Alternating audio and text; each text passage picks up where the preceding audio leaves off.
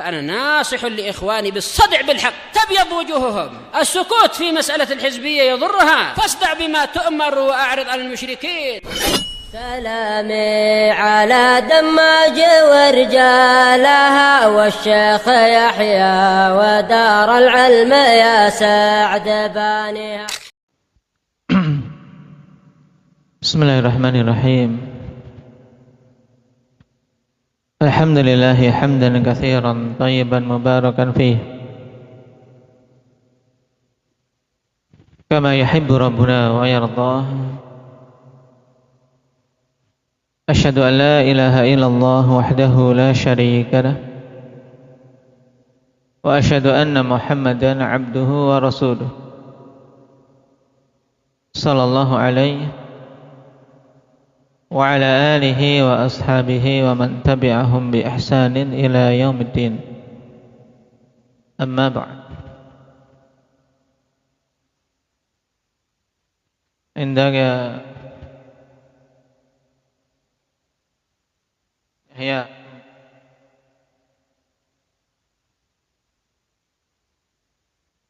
apa 4 perkara yang wajib dijauhi dalam isbat?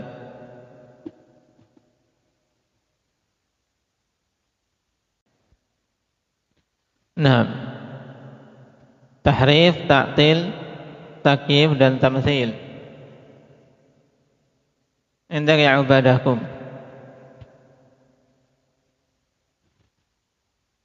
Tahrif terbagi menjadi berapa?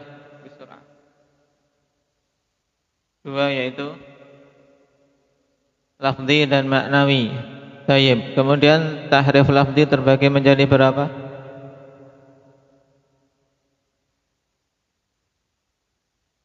Dua, yaitu tahrif lafzi yang merubah makna, dan ini kebanyakan yang diinginkan ahlul bidah. Tayyib. Yang kedua,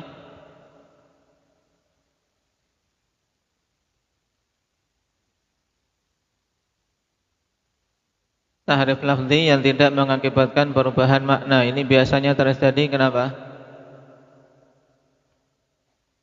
Karena kebodohan, bukan karena hawa nafsu, tapi karena bodoh.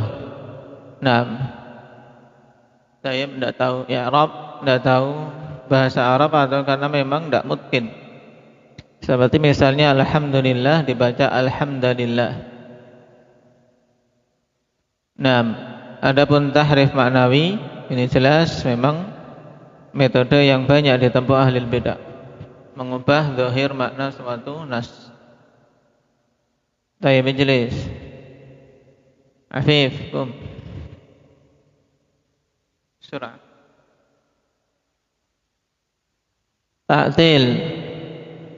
Apa hakikat ta'til itu? Makna lugawinya mengosongkan.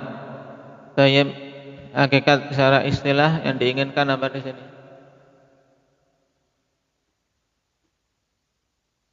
Mengingkari apa? Mengingkari apa-apa yang wajib bagi Allah berupa nama atau sifat.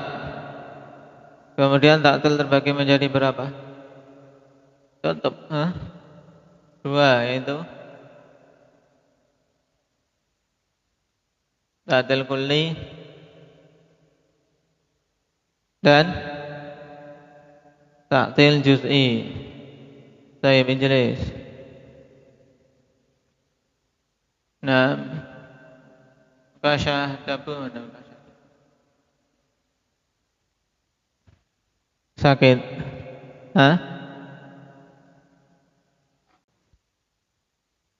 Taib. Taib. Tamtsil terbagi jadi dua, atau tashbih sama.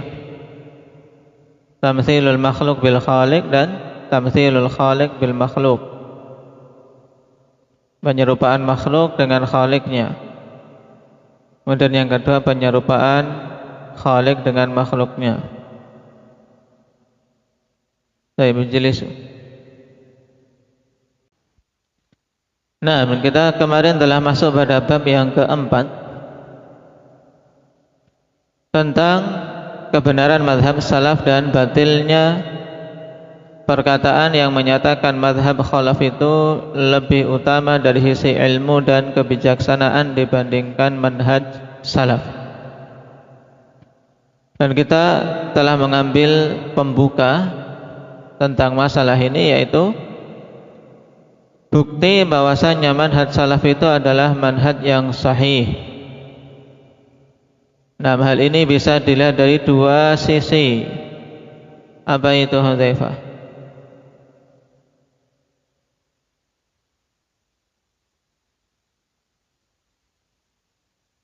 Taib, sisi yang pertama yang menunjukkan benarnya manhaj salaf, karena manhaj salaf telah ditunjukkan oleh Alkitab dan Sunnah. Taib, bahwasanya kewajiban bagi kita untuk bisa benar dalam beragama, berakidah ya dengan mengikuti manhaj salaf. Nah, karena mereka kaum yang telah dididik oleh Nabi sallallahu alaihi wasallam dan telah mendapatkan rekomendasi tentang kebaikannya. Kemudian yang kedua,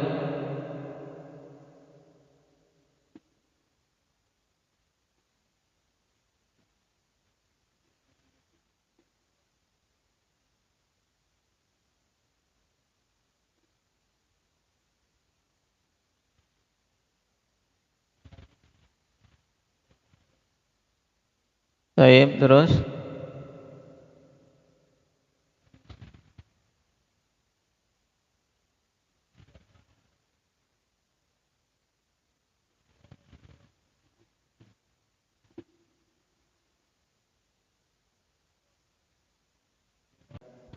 baik.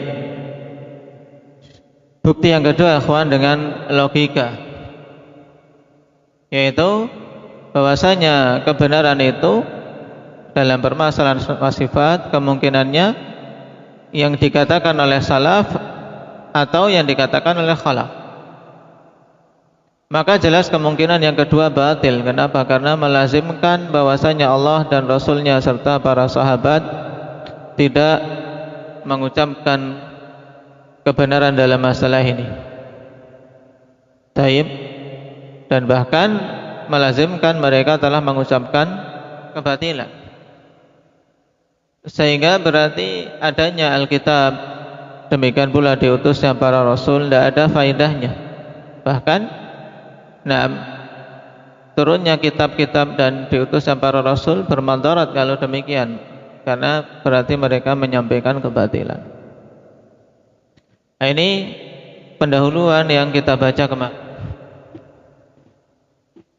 Sekarang kita lanjutkan.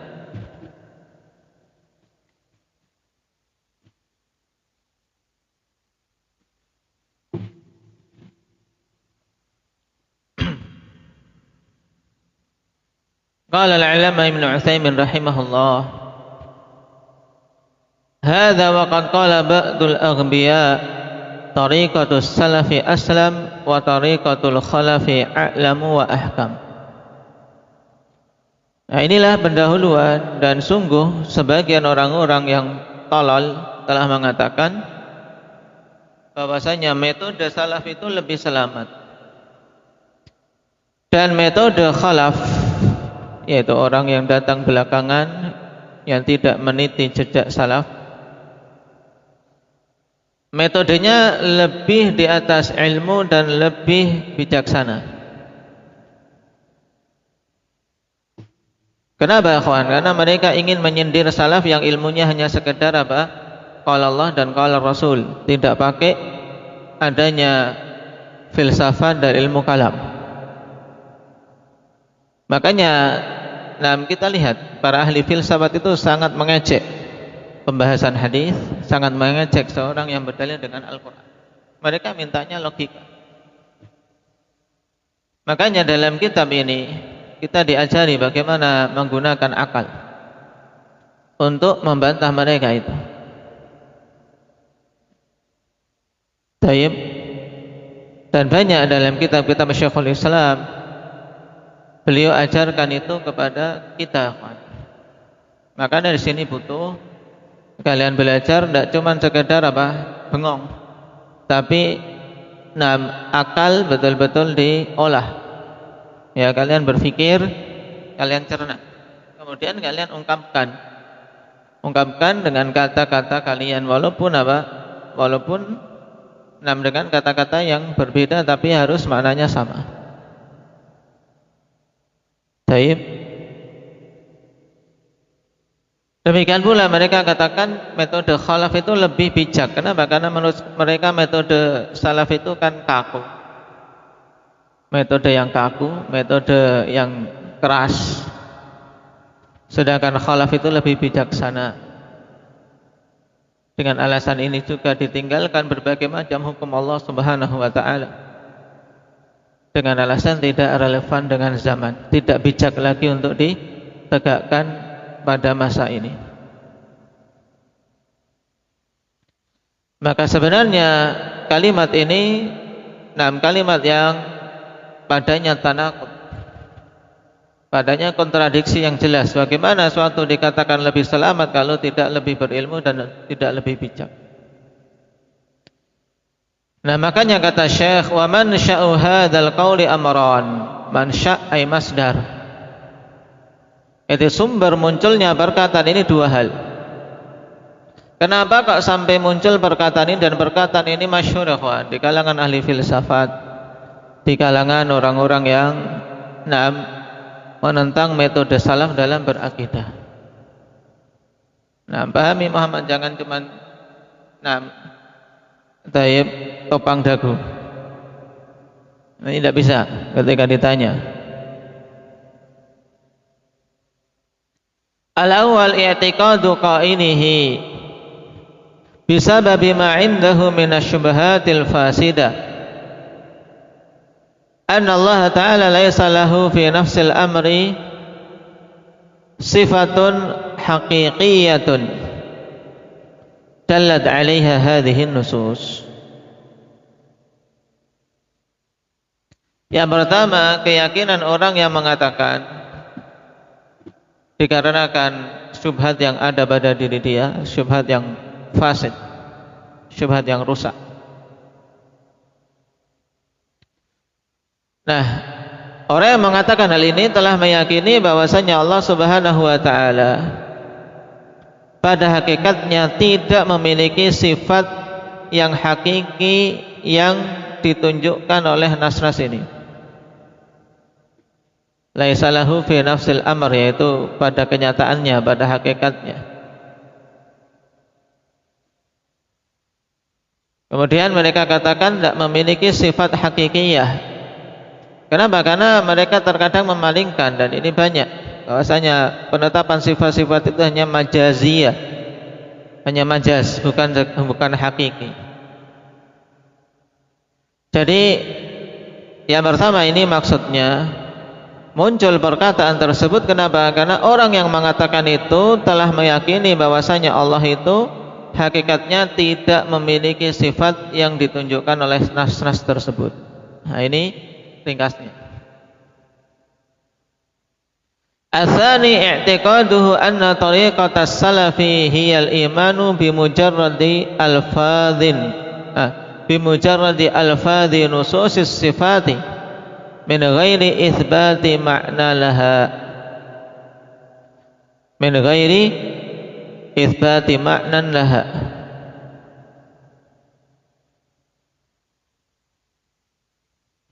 Yang kedua, keyakinan orang yang mengucapkan bahwasanya metode salaf adalah beriman hanya dengan sekedar lafaz nas sifat saja tanpa menetapkan makna untuknya.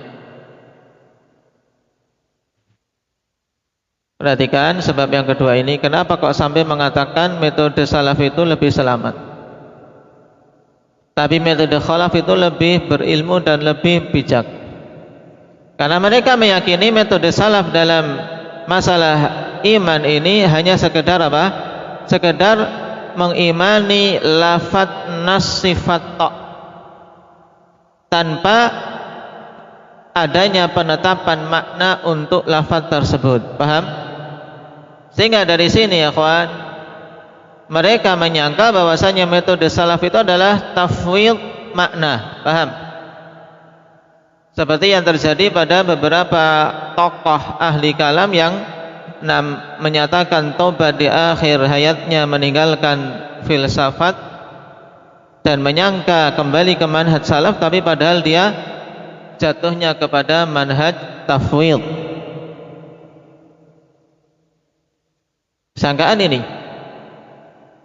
fayabqal amru da'iran baina an nu'mina bi alfadhin jawfa la makna laha wa hiya tariqatus salafi ala za'mi wa baina an nuthbita lin nususi ma'ani tukhalifu dhahiraha ad-dalla ala itsbatis sifat.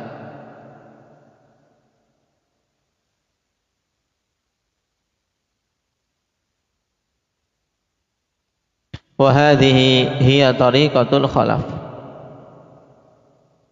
Sehingga tersisa perkara yang di sini berputar antara kita beriman dengan lafaz-lafaz kosong, alfadzin jaufa, yaitu lafaz-lafaz kosong, tidak ada maknanya. Dan ini adalah metode salaf menurut sangkaannya. Dengan kita menetapkan untuk nas itu makna-makna yang menyelisih zahirnya, yang menunjukkan atas penetapan sifat-sifat bagi Allah. Karena zahir nas ini kan sebenarnya menunjukkan penetapan sifat-sifat bagi Allah. Nah, kemungkinan kedua inilah yang merupakan metode khalaf. Wala raiba anna itsbata ma'anin nususi ablaghu fil ilmi wal hikmati min itsbati alfadzin jawfa laisa laha makna. Dan tidak syak bahwasanya menetapkan makna-makna nas itu lebih tandas dari sisi keilmuan dan kebijaksanaan daripada penetapan lafaz kosong, tidak ada makna padanya. Wa min thamma faddala hadzal ghabiyyu tariqatal khalafi fil ilmi wal hikmati ala tariqatis salaf. Nah, dari situlah orang yang bodoh ini mengutamakan metode khalaf dari sisi ilmu dan hikmah dibandingkan metode salaf. Paham sampai sini, Iqbal? Saya ulang. Taib. Untuk dua perkara ini saya sederhanakan. Bahwasanya metode khalaf itu mereka yakini apa? Lebih berilmu, lebih apa? Bijak. Sedangkan metode salaf itu lebih selamat, cuman ndak kurang ilmunya, kurang hikmahnya. Ini mafhumnya. Nah, muncul perkataan ini sebabnya dua hal. Yang pertama, ikhwan, ya, keyakinan orang yang mengatakan itu dikarenakan syubhat yang banyak yang menerpa dia, bahwasanya Allah pada hakikatnya tidaklah memiliki sifat-sifat yang ditunjukkan oleh nas-nas tersebut. Ini yang terjadi pada Mu'tazilah biasanya. Yang kedua, keyakinan orang yang mengatakan bahwasanya metode salaf itu hanya sekedar meyakini lafadz ta' yang kosong dari makna. Sedangkan metode khalaf mereka menetapkan makna, tapi juga mereka menetapkan lafadz, tapi juga menetapkan makna, cuman makna yang menyelisihi zahir yang ditunjukkan oleh nas tersebut. Nah, maka menurut mereka berarti tentunya khalaf lebih berilmu. Kenapa? Karena mereka berani menetapkan makna, lebih bijak. Kenapa? Karena bagaimana kok lafadz turun dikatakan oleh Allah tanpa mengandung makna. Dari sinilah muncul akhirnya ungkapan bahwasanya metode khalaf lebih berilmu dan lebih bijak. Kenapa? Karena mereka menetapkan lafadz juga menetapkan makna. Berarti dari sini kalau kita perhatikan awal kesalahan adalah karena mereka salah dalam memahami metode salaf itu bagaimana. Dan betapa banyak kawan kemungkaran, kesesatan itu tersebar karena kesalahpaham. Demikian pula betapa banyak kebenaran itu ditinggalkan karena orang sudah salah paham dulu. Tapi seperti misalnya manhaj yang salaf pada masa kini, sudah terpatri pada manusia itu manhaj yang keras. Nah, akhirnya sudah salah paham terlebih dahulu sehingga tidak mau mempelajari, tidak mau betul-betul mendekat. Baik. Kemudian dikatakan oleh Syekh, wa qawlu hadzal ghabi yatadammanu haqqan wa batila, dan perkataan orang yang talal ini terkandung di dalamnya kebenaran, juga terkandung padanya kebatilan. Perhatikan Raihan, sisi benarnya dan sisi batilnya. Fa amal haqqu fa qawluhu inna madhhab as-salafi aslam, wa ammal batilu fa qawluhu inna madhhab al-khalafi a'lamu wa ahkam. Setelah kita tahu ikhwan sumber kesalahannya, berarti kesalahannya sebenarnya sumbernya intinya dua-duanya karena salah dalam memahami apa? Manhaj salaf itu bagaimana dalam berakidah tentang asma wa sifat. Kemudian kalimat itu sendiri, tariqatus salaf aslam wa tariqatul khalaf a'lam wa ahkam, itu ada sisi benarnya dan ada sisi batilnya. Sisi benarnya karena mereka mengatakan sesungguhnya manhaj salaf itu lebih selamat. Ini benar atau batil, Syabib? Jangan berpikir lama, ha? Benar. Taib. Metode salaf itu aslam, lebih apa? Selamat. Benar. Kemudian sisi batilnya perkataan bahwasanya manhaj khalaf itu, ya manhaj khalaf itu lebih berilmu dan lebih bijak. Ini batil. Dari sisi mana kebatilannya? Perhatikan, wa bayanu butlanihi min wujuh, dan penjelasan tentang kebatilannya itu dari beberapa sisi. Nah, dan diterangkan di sini, nah ada 5 sisi ikhwan diperinci oleh Syekh Ibnu Utsaimin. Ini sebenarnya sudah dikemas dalam ungkapan yang sangat mudah. Antum kalau baca langsung dari Syekhul Islam sulit untuk menggali berapa sisinya, berapa kemungkinan-kemungkinannya. Karena jarang Syekhul Islam menggunakan apa? Wajhul awal, wajhul tsani, wajhul ini tidak. Beliau sard. Ya, dalam artian ketika mengungkapkan sardan, yaitu ungkapkan di antaranya biasanya gitu. Ini sudah dinomori, sudah dibuat rinci oleh Syekh untuk memudahkan kita. Nah, dan kalau kita perhatikan memang kita dilatih. Di sini kita betul-betul dilatih untuk bisa apa? Memahami kebenaran.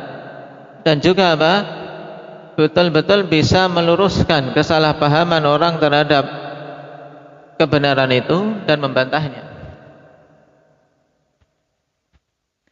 Nah, perkataan bahwasanya manhaj khalaf itu lebih berilmu dan lebih bijak itu batil.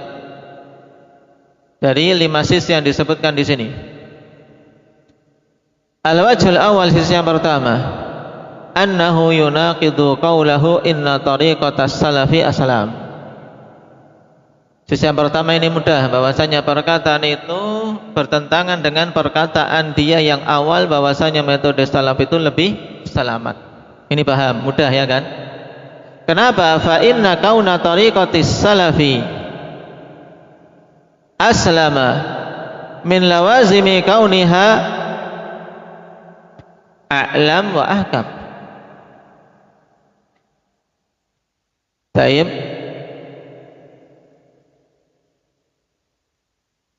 Atau kaun di sini kaun tam. Min lawazimi kauniha a'lamu ahkam. Perhatikan ungkapan tadi apa? Kontradiksi. Kenapa? Karena keadaan tariqatus salaf itu lebih selamat, berarti min lawazimi kauniha, di antara lawazim dari apa? adanya manhaj salaf itu aslam, berarti dia itu apa? A'lam wa ahkam. Ya, dia itu lebih berilmu dan lebih bijak. Atau bisa juga kaun di sini nakis, berarti ada khabar yang mahdhuf. Min lawazimi kauniha aslama a'lamu wa ahkam. Berarti a'lam sebagai apa? Sebagai i'rabnya sebagai apa, Kaswi?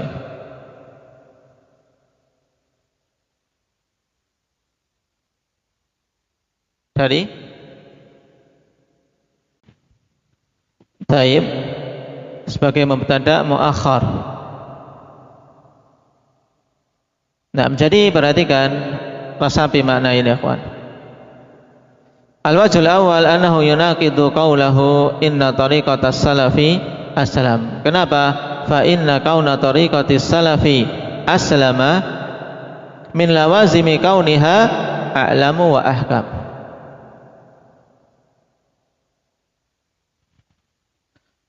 Sebab sesungguhnya ya, keadaan tariqah salaf yang dia itu lebih selamat, tentunya di antara konsekuensi keadaan dia itu selamat berarti tariqah salaf itu lebih berilmu dan lebih bijak.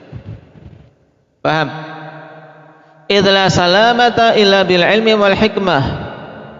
Sebab tidak ada keselamatan kecuali dengan ilmu dan hikmah.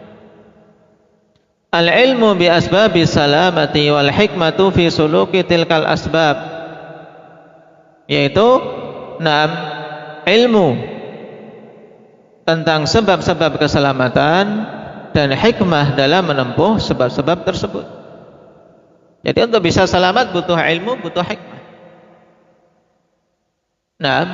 Harus tahu sebab keselamatan dan hikmah dalam menempuhnya, bijak dalam menempuhnya. Karena kalau menempuh sebab keselamatan dengan kezaliman, ya tidak akan jadi. Wa bihadza yatabayyanu anna tariqatas salafi aslamu wa a'lamu wa ahkam. Maka dengan ini jelaslah bahwasanya metode salaf itu lebih selamat, lebih berilmu dan lebih bijak. Wa huwa lazimun li hadzal ghabi luzuman la mahida anhu. Dan ini adalah kelaziman yang harus diambil oleh orang yang tolol ini, yang dia tidak mungkin bisa berkelit. Dan ini jawaban paling mudah, kawan. Sebenarnya cukup jawaban satu ini untuk apa? Untuk menunjukkan batilnya perkataan tadi. Bagaimana dikatakan selamat kalau dia tidak apa? Tidak dibangun di atas ilmu dan tidak dibangun di atas hikmah. Berarti kalau dia selamat berarti lebih berilmu, lebih bijak. Paham? Al-wajh tsani ana i'tiqadahu anna Allah laysa lahu sifatun haqiqiyyah dalat 'alaiha hadhihi an-nusus i'tiqaduhu i'tiqadun batil. Sisi yang kedua, bahwasanya keyakinan orang yang mengatakan ini bahwasanya Allah tidak memiliki sifat hakikiyah yang ditunjukkan oleh nas-nas, ini adalah keyakinan batil. Kenapa? Li'annahu mabniyun ala syubhatin fasidah, karena dibangun di atas syubhat-syubhat yang fasid.